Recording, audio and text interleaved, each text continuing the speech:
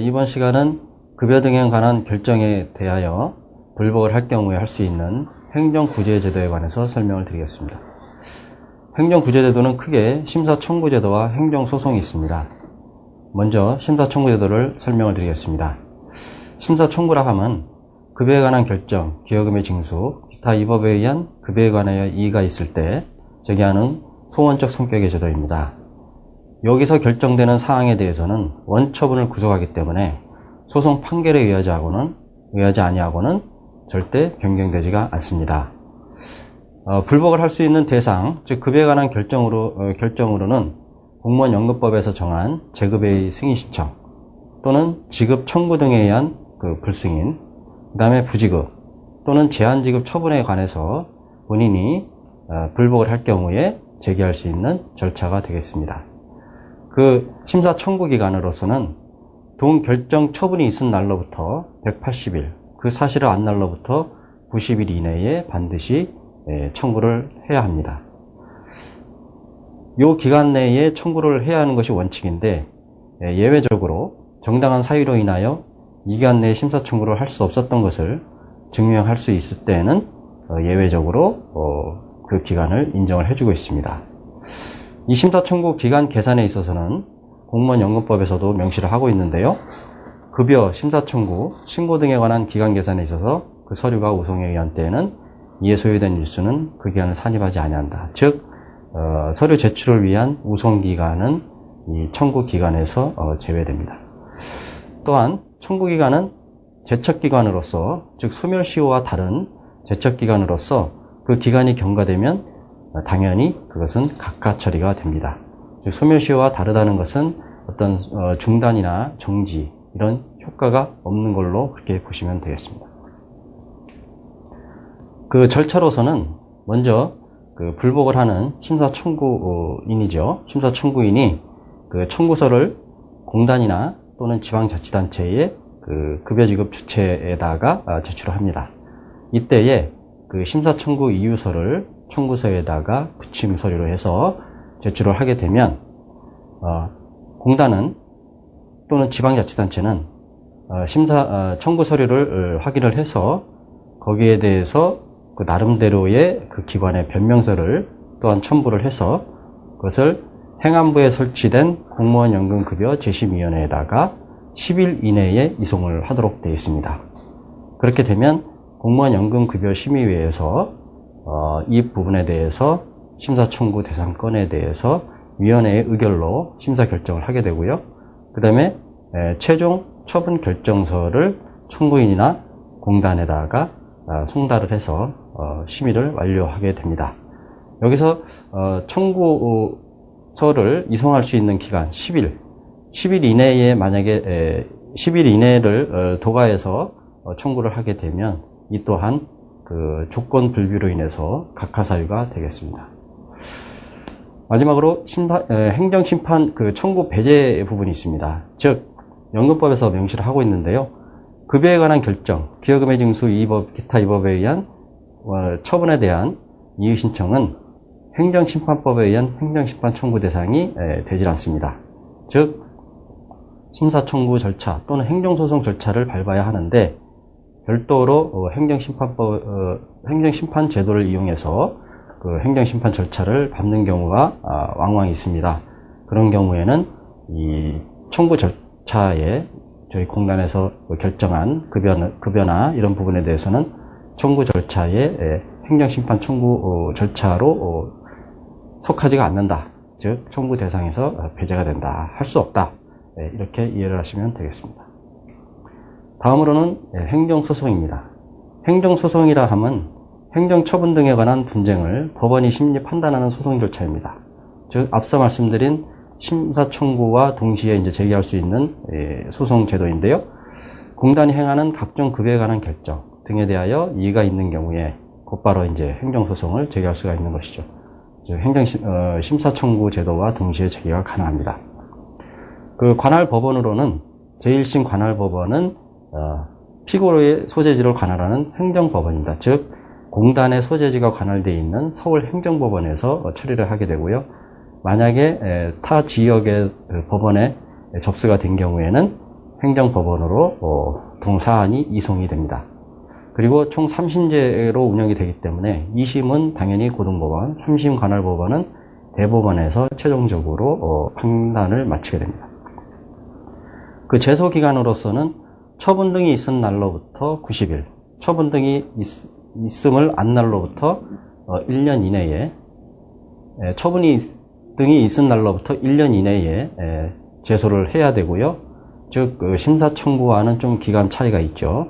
그 기간 내에 제소를 해야 되고, 여기서 처분 등이 있음을 안 날이라 하면 공단의 처분서, 재심위원회의 결정서 등의 그 송달일을 의미합니다. 즉 본인이 수령한 날짜가 언제냐, 그 날짜가 처분 등이 있음을 안 날이라고 보시면 되겠습니다. 다음으로는 퇴직소득 및 연금소득 과세 부분에 대해서 설명을 드리겠습니다.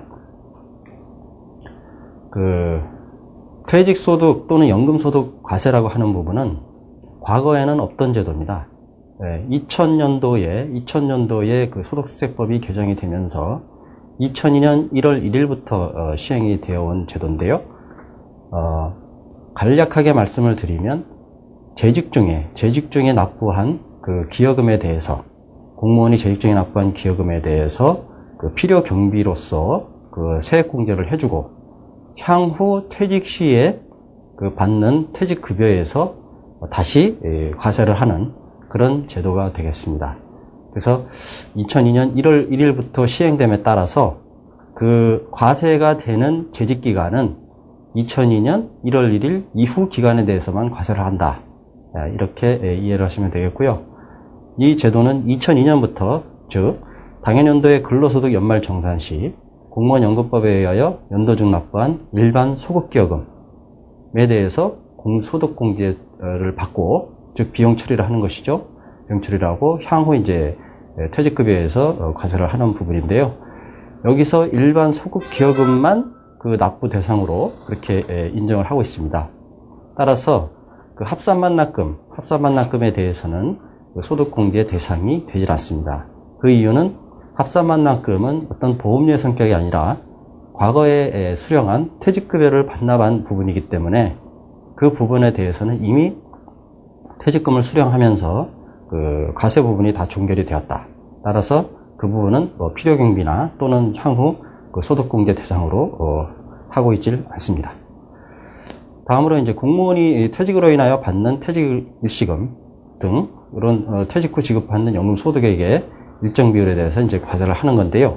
그 과세 비율은 말씀드렸듯이 총 그 기여금 납부 월수 분의 2002년 이후 기여금 납입 월수가 그 비율 산정이 되겠습니다. 즉 2002년 이후분만 과세를 한다 했으니까 현재 재직 기간이 총 33년이다. 그 중에서 2002년 이후 그 과세 대상 재직 기간이 13년이라고 한다면 33분의 13으로 이렇게 결국 과세 비율이 산정이 되는 것이죠. 다만 2001년 12월 31일 현재 공무원연금법상 그 기여금 납부 면제자가, 즉 33년 이상이 된 납부 면제자가 2002년 이후 계속해서 재직을 하고 퇴직할 경우에는 이런 분들은 2002년 이후의 기간에 대해서는 기여금 납부 기간이 없기 때문에 그 부분에 대해서는 소득과세 대상이 없다. 이렇게 보시면 되겠습니다. 그래서 결국 이런 분들은 2002년 1월 1일 이전에 이미 33년 납부 면제가 끝나신 분들은 그 퇴직급여에 대해서도 과세할 것이 없다. 이렇게 보시면 되겠습니다. 이제 과세 대상 소득입니다. 즉 이제 크게 보면 퇴직소득과 연금소득 두 가지로 나뉘어지는데요. 이 퇴직소득이라 하면 퇴직 시에 받는 일시금을 의미하고요. 연금소득이라 하면 매달 연금으로 지급받는 그 연금이 되겠습니다. 그래서 퇴직소득은 그 연금 취급기관에서 명예퇴직자에게 지급하는 명예퇴직수당이 있고요. 공단에서 지급하는 것이 아니죠. 또는 그 조기퇴직수당 이런 걸 포함하고요. 그 다음에 공무원연금법에 의해서 지급받는 이제 퇴직일시금 또는 퇴직연금 일시금 또는 퇴직연금 공개일시금 또는 퇴직수당, 이러한 일시금성 그런 급여 등이 있습니다. 이런 급여에 대해서 퇴직급여 지급하면서 그 과세를 하는 그런 부분이 되겠고요. 그 다음에 이제 연금소득은 퇴직연금으로 청구를 해서 지급받는 연금에 대해서 이제 소득과세를 하는 부분이고요. 여기서 이제 비과세 하는 부분이 있습니다. 비과세 되는 부분은 그 단기급여와 유족급여, 장애급여가 됩니다. 그래서 단기급여라 그러면 뭐 사망조회금, 재해부조금 또는 그 요양비, 요양시금 뭐 이런 것들, 그 다음에 유족급여, 장애급여, 장애보상금, 장애연금 이런 급여들은 그 세법에 따라서 그 과세 대상에서 제외가 됩니다. 그래서 크게 보시면 어떤 일시금조로 받는 퇴직소득, 매월 연금으로 받는 연금소득이 그 소득 대상 소득으로 그렇게 된다. 이렇게 이해를 하시면 되겠습니다. 그래서 이제 퇴직소득부터 또 다시 말씀을 드리면, 퇴직소득은 한 번에 일시금조로 지급이 되기 때문에 지급을 할 적에 공단이나 연금 취급기관에서 과세를 하고, 그 과세를 함으로써 원천징수로서 모든 그 과세 행위가 종결이 됩니다. 그래서 그 과세 대상 퇴직소득액을 산정함에 있어서도 공무원연금법상 총기여금 납부기간을 대상으로 하는데, 그 총기여금 납부 월수 중에서 2002년 이후 그 기여금 납부 월수만큼의 비율을 퇴직소득에 반영을 해서 그렇게 계산을 하고요. 이런 경우는 이제 일반 퇴직자가 되겠는데, 2002년 이후에 이전에 그 경력을 가지고 있는 분들이 2002년 이후에 재임용된 경우가 있습니다. 재임용돼서 재직기간을 합산한 경우에는 또 산정하는 비율이 조금은 차이가 있는데요. 이런 경우에는 그분이 받는 총 퇴직소득에다가 총 기여금 납부 월수에서 재임용 이후의 기여금 납부 월수만 비율로 계산을 합니다. 즉 과거에 이미 합산반납금으로 퇴직급여로 수령했던 기간은 이미 과세가 된 걸로 보고 그 기간은 여기서 제외를 한다. 이런 말씀이 되겠고요. 다만 이 비율 계산을 함에 있어서 예외적으로 명예퇴직수당은 명예퇴직수당 총액이 과세 대상 소득으로 그렇게 산정이 됩니다. 즉 총 기여금 납부 월수에서 뭐 2002년 이후 납부 월수만큼을 비례 계산해서 산정하는 이런 방식을 명예퇴직수당에는 적용하지 않는다. 이렇게 보시면 되겠습니다. 그래서 일반 퇴직자와 그 재직기간 합산을 했을 경우와 좀 방법이, 산정 방식이 조금은 차이가 있다. 이렇게 이해를 하시면 되겠고요. 그 퇴직소득 공제 방법은 결국 앞에서 산정된 그 과세소득에다가 그 퇴직소득 과세 표준액을 이제 산정하게 되는데요. 그 과세 대상 퇴직소득액에서 퇴직소득 공제액을 차감한 금액입니다. 즉 과세 대상 퇴직소득액의 40%를 1차를 공제하고요. 1차적으로. 즉 과표를 산정하기 위해서 40%를 1차적으로 공제하고, 그 다음에 근속연수에 따라서 단계별로 2차 공제가 들어갑니다.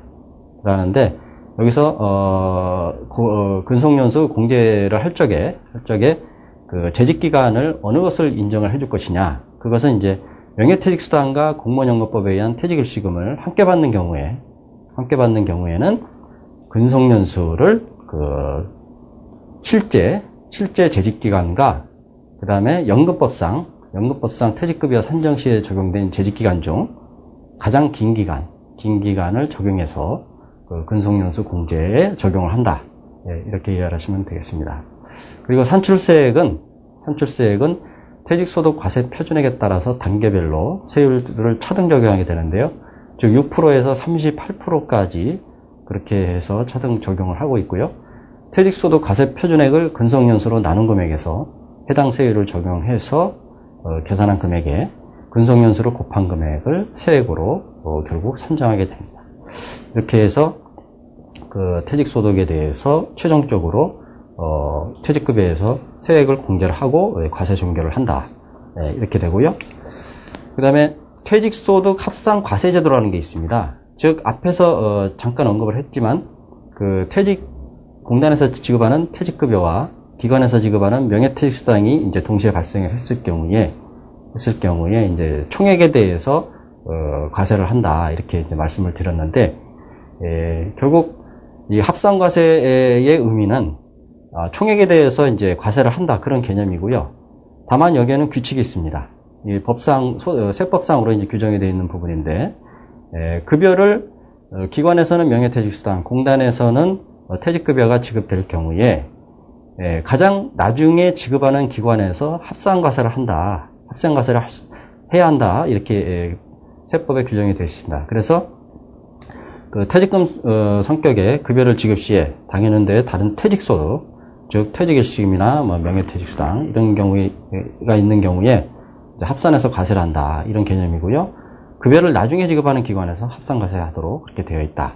이렇게 보시면 되겠습니다. 그래서 현재 업무 처리 방법으로서는 이 법에 따라서, 세법에 따라서 나중에 지급하는 곳에서 이제 합산과세를 하도록 되어 있고, 또 그렇게 해서 업무를 처리하고 있는데, 첫째는 연금 취급기관에서 명예퇴직수당을 먼저 지급하고, 그 다음에 공단에서 퇴직급여를 이제 지급할 경우에, 그 경우에 이제 업무 처리 방법은, 연금 취급기관에서 명예퇴직수당에 대해서 이제 원천징수를 했기 때문에, 그 원천징수를 한 퇴직소득 원천징수 영수증 사본을 공단으로 제출을 합니다. 제출을 하게 되면 공단에서는 그 영수증 사본에 의해서 퇴직일시금을 계산을 하고 그 영수증 사본에 기재된 명예퇴직수당 또는 그 소득세 이런 부분을 이제 합산을 해서 그렇게 이제 과세 종결을 하게 되고요.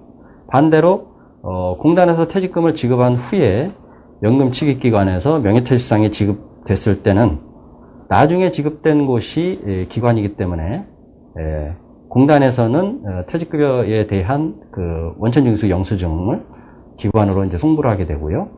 그러면 기관에서는 명예퇴직수당을 지급할 때 공단에서 송부된 그 원천징수 영수증상 그 퇴직급여 또는 소득세 이런 부분들을 합산해서 그렇게 과세를 최종 과세를 하도록 그렇게 되어 있습니다.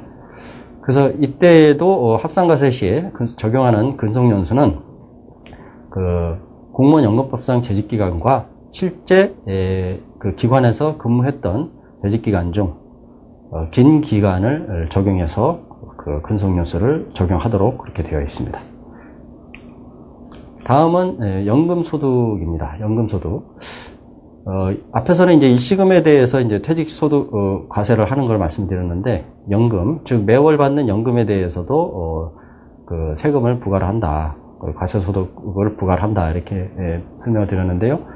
즉 연금소득 원천징수 의무자입니다. 원천징수 의무자는 이제 공단이 되겠죠. 공단에서 연금을 지급하기 때문에, 그래서 공단은 당해 연금액의 지급 시기에 연금소득 간이 세액표에 의해서 연금 지급 시 세액을 원천 징수하도록 그렇게 되어 있습니다. 그래서 이때에도 연금소득에 대해서 과세 대상 그 연금소득액을 산정을 해야 되는데, 그것도 마찬가지로 앞서 말씀드린 바와 같이 공적연금과세가 시행된 2002년 1월 1일 이후 재직기간에 대해서만 그 연금소득액을 과세를 하도록 되어 있습니다. 그래서 매월 받는 연금액에다가 이분이 총 기여금 납부월수분의 2002년 이후 기여금 납부월수 만큼을 비율로 산정해서 그 부분을 과세대상 연금소득액으로 산정을 합니다.